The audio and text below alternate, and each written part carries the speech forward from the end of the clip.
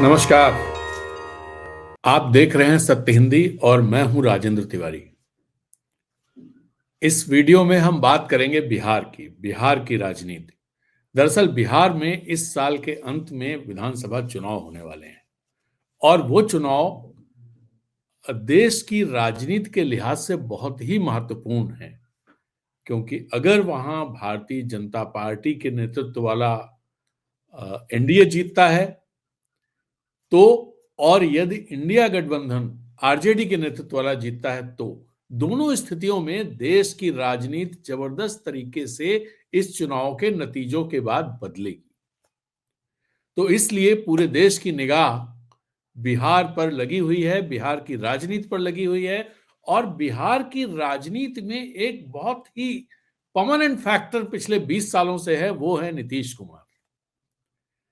नीतीश कुमार के बारे में यह कहा जाता है कि बिहार में सरकार नहीं बदलती है, बिहार में विपक्ष बदलता है।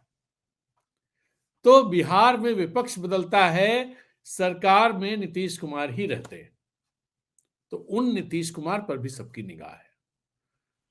हालांकि नीतीश कुमार इस बार कई कारणों से, खासतौर पे स्वास्थ्य और कई वजहों से उतने मजबूत नजर नहीं आ रहे हैं जितने मजबूत इससे पहले नजर आया किया करते थे।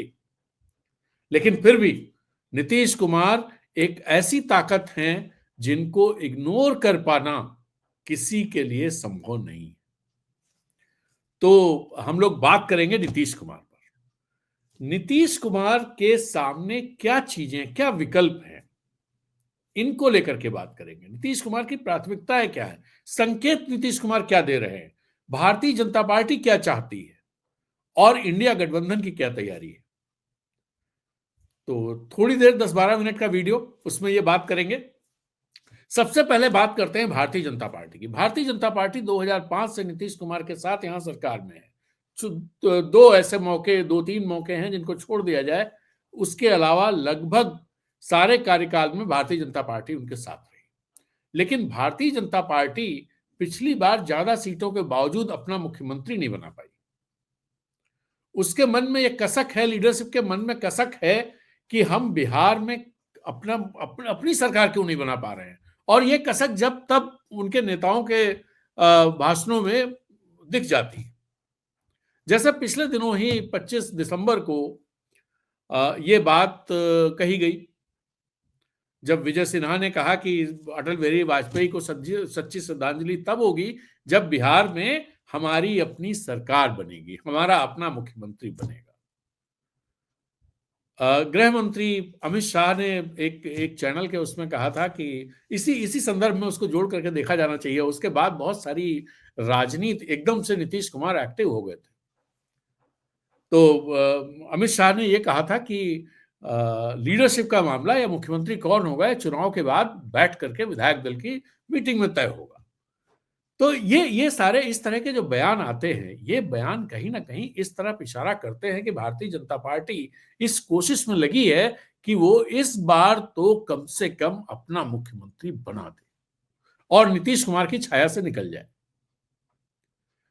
लेकिन क्या ऐसा संभव है, इसको समझने की कोशिश करते हैं। दरअसल नीतीश कुमार के पास जो वोट है, अगर आप उसे देखें तो लगातार कंटिन्यूअस 15 से 16% के आसपास वोट नीतीश कुमार का पक्का वोट है।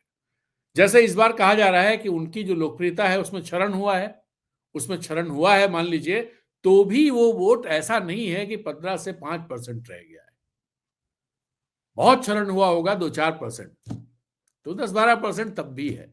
लेकिन ये 10-12% वोट बहुत इंपॉर्टेंट है और ये वोट ही नीतीश कुमार को बिहार की राजनीति के केंद्र में बनाए रखे हुए है। भारतीय जनता पार्टी इसी के चलते नीतीश कुमार से कोई छेड़छाड़ नहीं कर पा रही है। भारतीय जनता पार्टी ये चाहते हुए कि वो नीतीश कुमार की छत्रछाया से निकले, लेकिन ये संभव नहीं हो पा रहा है। भारतीय जनता पार्टी की अपनी दिक्कतें। पिछले दिनों जब प्रधानमंत्री 24 फरवरी को प्रधानमंत्री जब भागलपुर आए थे, उस दौरान राजनीति एकदम से तेज हुई थी और यह माना जा रहा था कि अगर प्रधानमंत्री ने नीतीश कुमार के नाम की घोषणा एनडीए के नेता के तौर पर नहीं की और ये नहीं कहा कि 2025 के चुनाव जीतने के बाद भी नीतीश कुमार ही मुख्यमंत्री रहेंगे, तो शायद जेडीयू और नीतीश कुमार थोड़ा असहज महसूस करेंगे और राजनीतिक समीकरण बदल सकते हैं। लेकिन प्रधानमंत्री ने ऐसी कोई घोषणा नहीं की, कोई राजनीतिक समीकरण नहीं बदले। अगले दिन नड्डा जी यहां पर आ गए, जगत प्रकाश नड्डा जो भारतीय जनता पार्टी के अध्यक्ष हैं, राष्ट्रपति को भी आना था। उस कार्यक्रम में भाग लेने के लिए जेपी नड्डा आए, लेकिन जेपी नड्डा ने सम्राट चौधरी और सारे लोगों से, नीतीश कुमार से सबसे बैठक की और उसके अगले दिन कैबिनेट एक्सपेंशन हो गया। 7 नए मंत्री बने, 7 मंत्री भारतीय जनता पार्टी के थे और वो 7 मंत्री इस तरह से थे जैसे चुनाव से पहले भारतीय जनता पार्टी ने कोशिश की कि जो सामाजिक समीकरण बिहार के हैं उनको कैसे एड्रेस किया जाए, उनको एड्रेस करने की कोशिश उसके जरिए की गई। और पहली बार ऐसा हुआ जब नीतीश कुमार के जिले और नीतीश कुमार की जाति से भारतीय जनता पार्टी ने मंत्री बनाया। इससे भी संदेश साफ।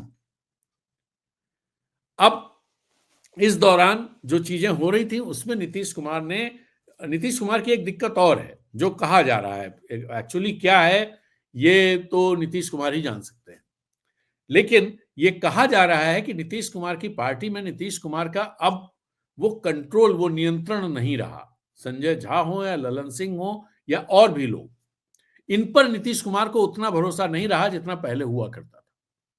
और इसके चलते नीतीश कुमार ने जो बातें, जो मैसेज भारतीय जनता पार्टी को देना था, उसके लिए अपने बेटे को चुना, निशांत कुमार को, और निशांत कुमार से कहलाया कि नीतीश कुमार के नाम का ऐलान एनडीए के नेता के तौर पर हो जाना चाहिए। जनता दल यू जल्द ही उनके नाम का ऐलान मुख्यमंत्री के चेहरे के तौर पर कर देगा। ये पहले दिन हुआ, फिर एक दिन और ये बात कही गई और उन्होंने ये भी कहा कि नीतीश कुमार यानी उनके पिताजी, उन्होंने कहा पिताजी अभी 5 साल तक विकास के लिए, बिहार की बागडोर संभालने के लिए पूरी तरह तैयार हैं, पूरी तरह स्वस्थ हैं, कहीं कोई दिक्कत नहीं है। तो ये मैसेज के लिए उन्होंने निशांत कुमार अपने बेटे को चुना, जिनको हमेशा राजनीति से दूर रखते रहते थे। यहां तक कि प्रेस के सामने पढ़ने पर भी निशांत कुमार किसी सवाल का जवाब नहीं देते थे और चुप रहते थे, चुप्पी मार जाते थे, अपना इधर उधर हो जाते थे। लेकिन इस बार पहली बार ऐसा देखा गया कि निशांत कुमार जहां पहुंचे वहां प्रेस पहुंचा और वो प्रेस से मुखातिब भी हुए और प्रेस के सवालों का जवाब भी दिया। इसका भी एक मतलब है। अब इन चीजों के बाद बजट आया। बजट में जो जिस तरह से भारतीय जनता पार्टी, चूंकि सम्राट चौधरी ने बजट पेश किया, भारतीय जनता पार्टी ने बजट में बहुत सारे कॉर्नर्स को, बहुत सारे जो सेक्टर्स हैं, बहुत सारे वर्गों को एड्रेस करने की कोशिश की, जिसमें जो नीतीश कुमार की कॉन्स्टिट्यूएंसी है, महिला, अति पिछड़ा, उसको भी एड्रेस किया गया। बजट के बाद विधानसभा में जो नीतीश कुमार ने भाषण किया, वो भाषण बहुत महत्वपूर्ण है और वो आने वाले दिनों की राजनीति की तरफ इशारा करता है। उस भाषण में उन्होंने एक बात बहुत इंपॉर्टेंट कही है, बाकी तो ठीक है, तुम्हारे पिताजी को मुख्यमंत्री बनाया, ये तेजस्वी को बोला और भी जो चीजें बोली कि भाई वो जहां बहुत विकास किया है, 2005 से पहले कुछ नहीं था, ये सब बातें वो लगातार कहते रहते हैं। लेकिन एक बड़ी इंपॉर्टेंट बात कही है, वो बात ये कही है और जो वहां के अखबारों में छपी भी है, वो बात ये कही है कि अति पिछड़ों के आरक्षण के विरोधी थे लालू प्रसाद यादव और इसी वजह से नीतीश कुमार ने लालू प्रसाद यादव का साथ छोड़ा। ये संकेत, दरअसल ये संदेश इस बयान के जरिए नीतीश कुमार तेजस्वी यादव या विपक्ष या इंडिया गठबंधन को नहीं दे रहे हैं, ये संदेश नीतीश कुमार भारतीय जनता पार्टी को दे रहे हैं। भारतीय जनता पार्टी को संदेश देना क्यों पड़ रहा है? उसकी वजह यह है कि जिस तरह से महाराष्ट्र में पॉलिटिक्स चल रही है, जिस तरह से महाराष्ट्र में विधानसभा चुनाव से पहले जो सीटों का बंटवारा हुआ, उसमें भारतीय जनता पार्टी का जो तरीका रहा और चुनाव के बाद जिस तरह की पॉलिटिक्स इस समय चल रही है, आप देखिए एकनाथ शिंदे की पार्टी और अजित पवार की पार्टी, दोनों के साथ किस तरह की चीजें हो रही हैं। हालांकि बिहार का मामला महाराष्ट्र से अलहदा है, अलग है, दोनों को कंपेयर नहीं किया सकता है, लेकिन वहां से कुछ सूत्र तो पकड़े जा सकते हैं कि भारतीय जनता पार्टी की राजनीति क्या है, उसके तरीके क्या है।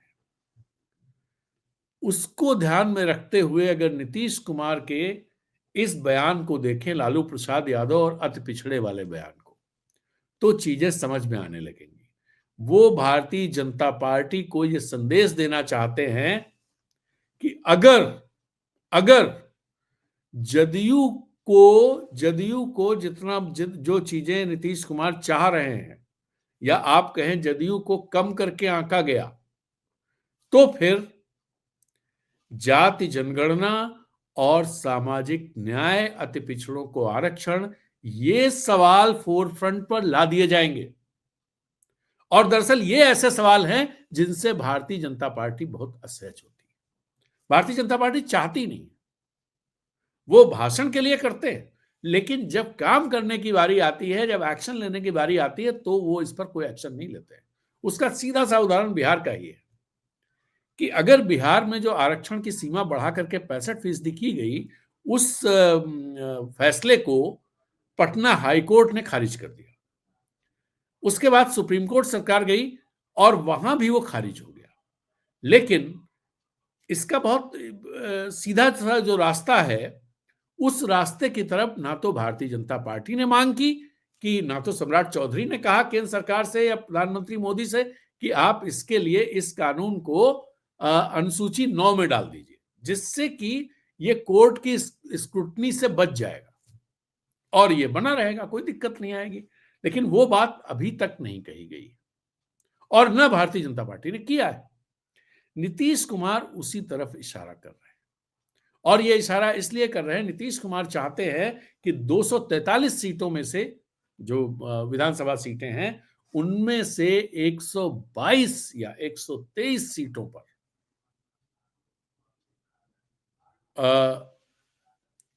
जदयू को चुनाव लड़ने का मौका मिले, और जितने भी सहयोगी दल हैं, वो सहयोगी दल भारतीय जनता पार्टी, बाकी बची सीटें भारतीय जनता पार्टी को मिले और वो सहयोगी दल भारतीय जनता पार्टी की सीटों में एडजस्ट। ये दबाव बनाने की कोशिश है।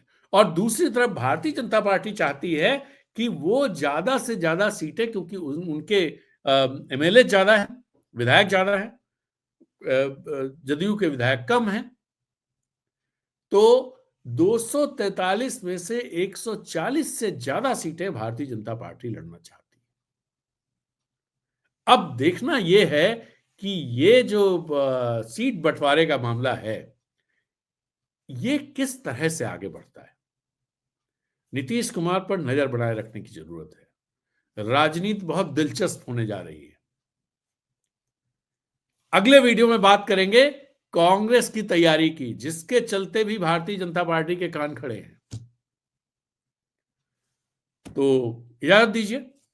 आपको ये वीडियो कैसा लगा अपने कमेंट लिखिए, और सत्य हिंदी को सब्सक्राइब कीजिए। इस वीडियो में इतना ही। इजाजत दीजिए। नमस्कार। जय Hind.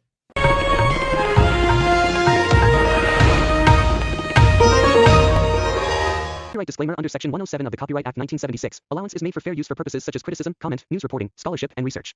Fair use is a use permitted by copyright statute that might otherwise be infringing.